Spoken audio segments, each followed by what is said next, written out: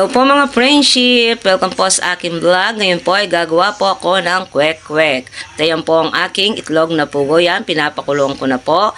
At magintay lamang tayo ng ilang minuto hanggang sa maluto ang ating itlog na pugo. Ito po, luto na po ang ating itlog na pugo. Ngayon po, ilalagay ko po dito. Yan, kung napapansin nyo po, malambig po itong tubig para madali pong lumamig ang ating itlog na pugo at madaling balatan. Nalagay ko po muna dito sa malamig na tubig.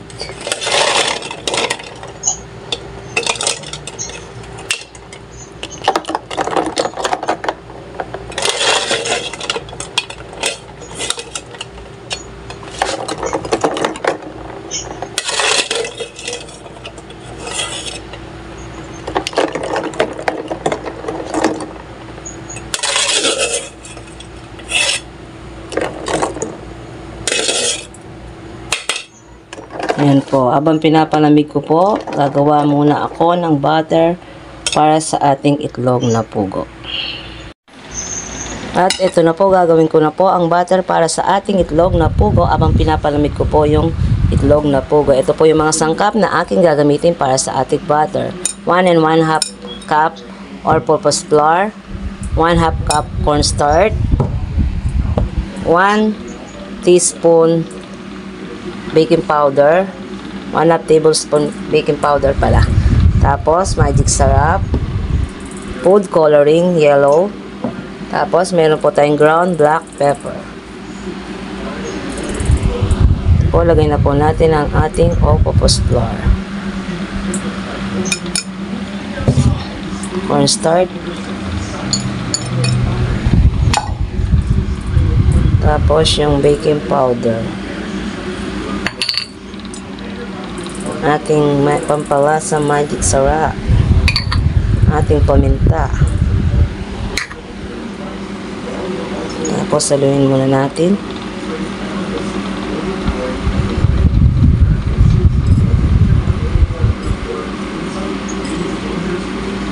Tapos lagyan po natin ng tubig. Yan, pakunti-kunti muna ng tubig yung lagay natin.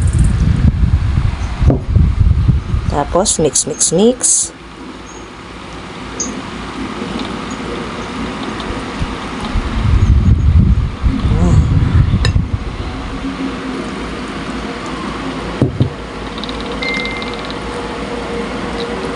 So, yan po, pinalitan ko po yung aking lalagyan kasi po nahirapan po ako mag-mix.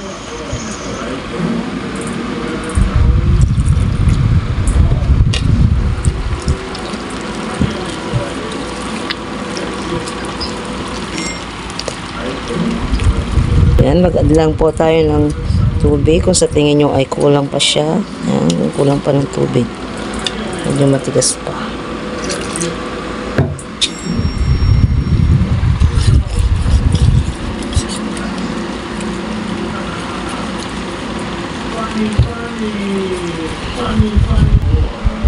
Yan, pwede na yan. Tapos lagyan na po natin ang ating food color yellow.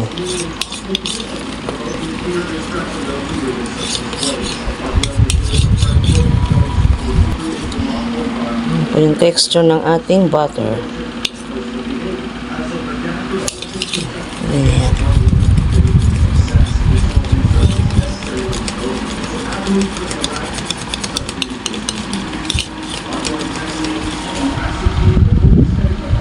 Po ang ating itlog na pugo. Yan, babalatan ko na po.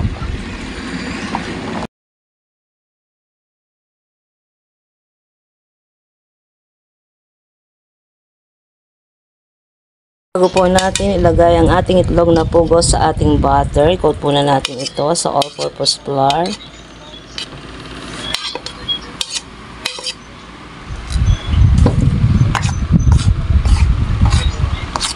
I-coat muna natin.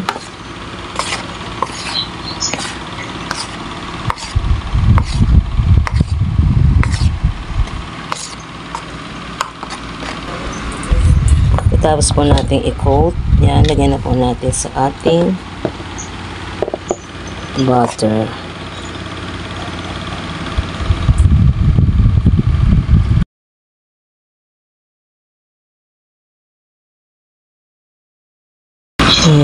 Tapos,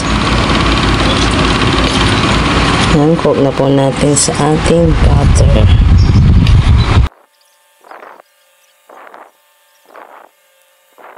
So, yan po, dahil mainit na po ang ating mantika, ilagay na po natin ang ating kwek-kwek.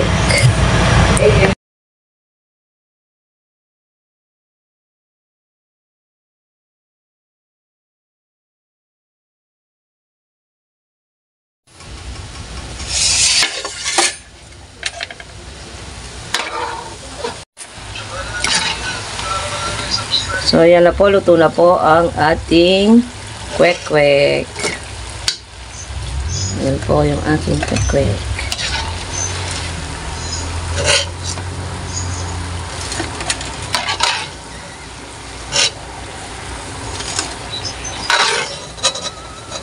Po, gagawin ko na po ang ating sauce para sa ating kwek-kwek. So, wait lang.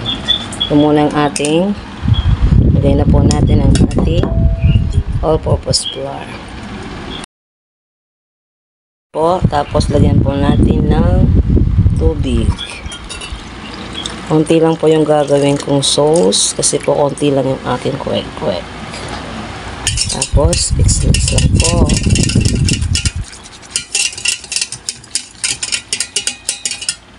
Tapos, lagyan po natin ng konting toyo.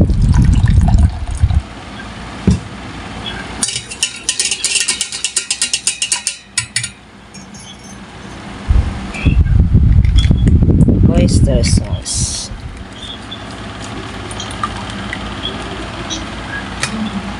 Tapos, ground black pepper. Nor chicken cubes. Mix.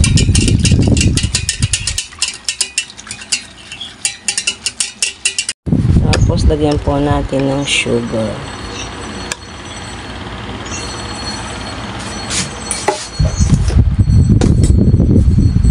Tapos, mix.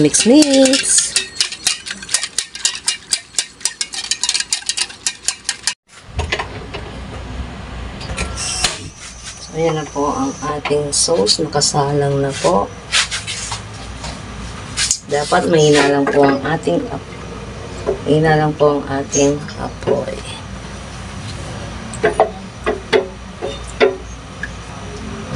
Hintayin lang po natin na lumapot yung ating sauce. So, ayan na po. Ito na po ang ating sauce. Yan. Kung sa tingin nyo po ay masyadong malapot, mag-add lang po kayo ng tubig. Yan. Yan. Saktong-sakto lang po ito. So, ayan po yung ating sauce. Ito na po siya, mga friendship.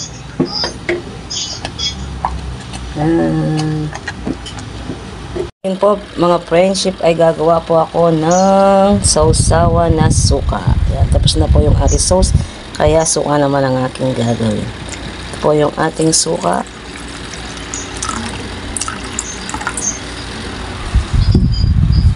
Tapos, lagyan lang natin ng asin,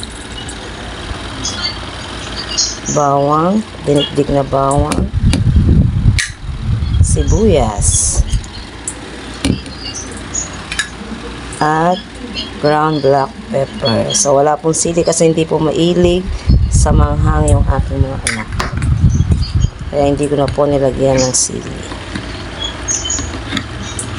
Ito na po yung ating sausawan na suka para sa ating kwek-kwek.